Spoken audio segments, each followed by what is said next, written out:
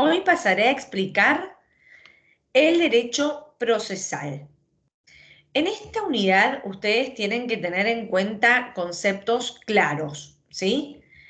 Primero, tengamos en cuenta qué es el proceso judicial.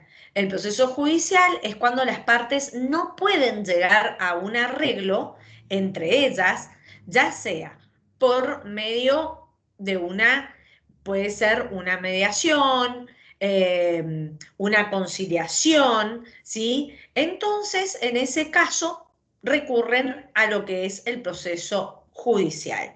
El proceso judicial es un medio dialéctico, ¿sí? Donde las partes charlan, ¿sí? Acerca de sus conflictos y quien resuelve es un juez. Tenemos que tener en cuenta que tenemos los códigos de fondo que los dicta la nación y los códigos procesales que los dictan las provincias. Los códigos de fondo son aquellos que tienen los derechos y las obligaciones de las personas. En cambio, los códigos procesales son aquellos que determinan cuáles son las etapas de un proceso y también sus formalidades. Ahora, ¿qué quiere decir esto? Etapas del proceso quiere decir proceso. Es decir, ¿qué es un proceso? Es una serie concatenada, ¿sí?, de etapas que se van desarrollando dentro de un juicio. Por ejemplo, la demanda es un acto. Segundo acto, la contestación de demanda. El tercer acto, las pruebas. Luego los alegatos y luego viene la sentencia del juez. ¿Qué es el procedimiento? El procedimiento viene a ser las formalidades de cada una de esas etapas del proceso, ¿sí? Por ejemplo, la demanda puede ser escrita siempre. En algunos casos, la contestación de la demanda puede ser escrita o puede ser oral, dependiendo del tipo de juicio. En otros casos, la etapa de prueba, bueno, dependiendo la prueba que hemos ofrecido, puede ser oral, como ser la declaración de los testigos o de las partes del proceso, o puede ser escrita, como por ejemplo la prueba documental, la prueba instrumental, ¿sí?, entre otras. Y luego tenemos los alegatos que pueden estar o no, no todos los procesos tienen alegatos, y los alegatos pueden ser orales o pueden ser escritos, y también la sentencia, que es la última etapa resolutiva del proceso, donde esta también puede ser tanto escrita como puede ser oral. Tenemos diferentes tipos de procesos. Tenemos los procesos contenciosos y los procesos voluntarios. En los procesos contenciosos hablamos de partes. Las partes son dos, nada más en un proceso. Parte actora, que es la parte que interpone la demanda, y cuando son muchos se llama litis consorcio activo. Y luego tenemos la parte demandada, que es contra quién, ¿sí?, se ejerce esta acción, que pueden ser también muchos, y cuando son muchos, entonces en ese caso se llama litis consorcio pasivo. También tenemos a los terceros. Los terceros son aquellos que intervienen dentro de un proceso, ya sea para ayudar a las partes o ya sea para peticionar un derecho propio, como ser, por ejemplo, las tercerías de mejor derecho. Y en los procesos voluntarios no podemos hablar de partes, hablamos de peticionarios, porque todos quieren lo mismo, todos peticionan lo mismo al juez, como ser, por ejemplo, en una sucesión, todos los herederos quieren que se les reparta la herencia. Bueno, ustedes aquí en esta guía van a estudiar las diferencias entre acción, ¿sí?, donde acá habla la acción de cuáles son las partes, cuál es la capacidad de cada uno, si están legitimados o no. El proceso, como les dije, es una serie de actos. Y la jurisdicción quiere decir que cada juez tiene la potestad, ¿sí?, que le confiere el Estado de dictar sentencia. En cambio, la competencia no la tienen todos los jueces. La competencia es la capacidad que tiene un juez en determinadas causas para dictar sentencia. Es decir, que un juez en lo civil puede dictar sentencias en lo civil nada más. Un juez en familia solamente en casos de familia. Un juez penal solamente en causas penales. Entonces, por eso las competencias, tenemos diferentes tipos de competencia según el territorio, es decir, es competente el juez donde viven las personas o donde se encuentran las cosas. Competencia en razón de la materia. Tenemos, como les dije, jueces con competencia en civil, penal y así sucesivamente, ¿sí? Luego tenemos competencia en razón de las personas, por ejemplo, si se trata de un cónsul, ¿sí? El que está implicado en una causa, entonces la causa solamente es federal y corresponde a la Corte y no a la justicia ordinaria, es decir, de las provincias. Competencias en razón del monto, depende de la cuantía, es decir, depende el monto que yo pido de indemnización en un juicio, puede ser competencia civil o competencia de paz. Después tenemos según la instancia o grado, quiere decir que la competencia del juez de primera instancia porque ingresó por primera vez la demanda, de segunda instancia es porque vamos a apelar en una cámara de apelaciones y de tercera instancia porque vamos a la corte.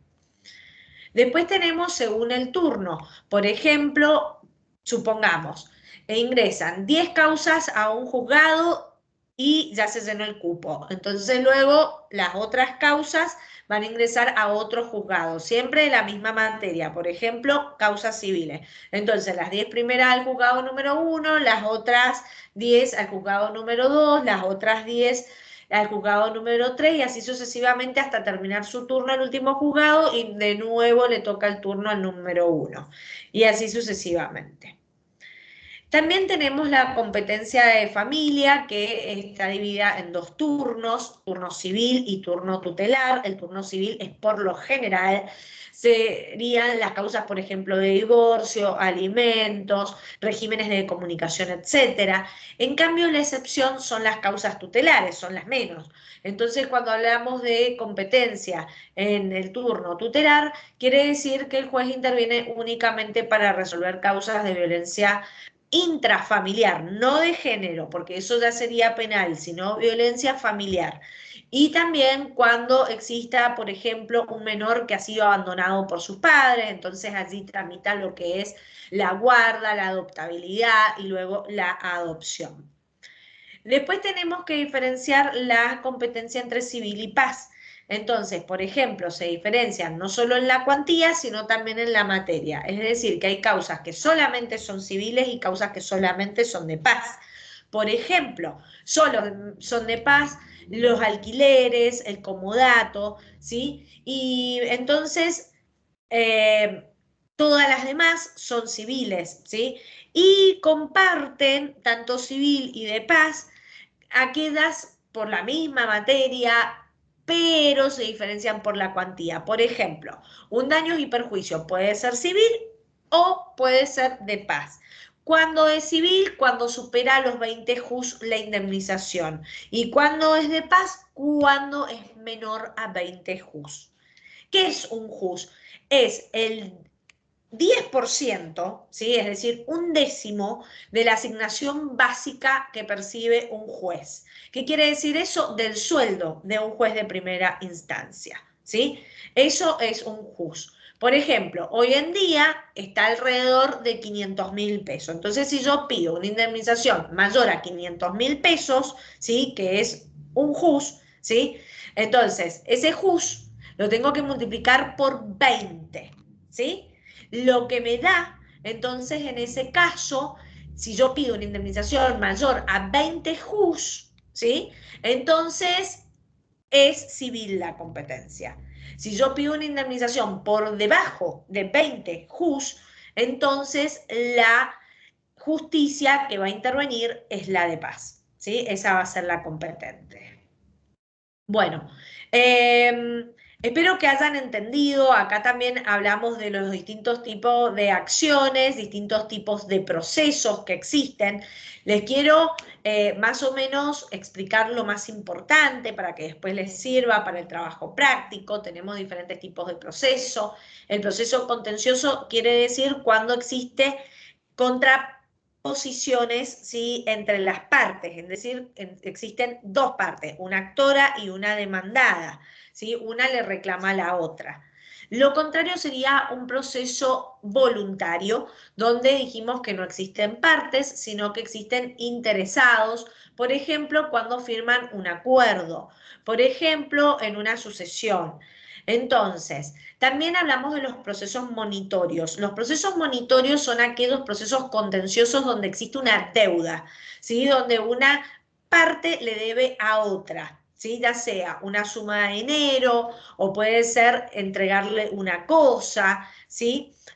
Bueno, esos son procesos monitorios. Por ejemplo, un desalojo, porque acá lo que estamos pidiendo es que me devuelva la cosa, que en este caso la cosa es la casa, ¿sí? La propiedad.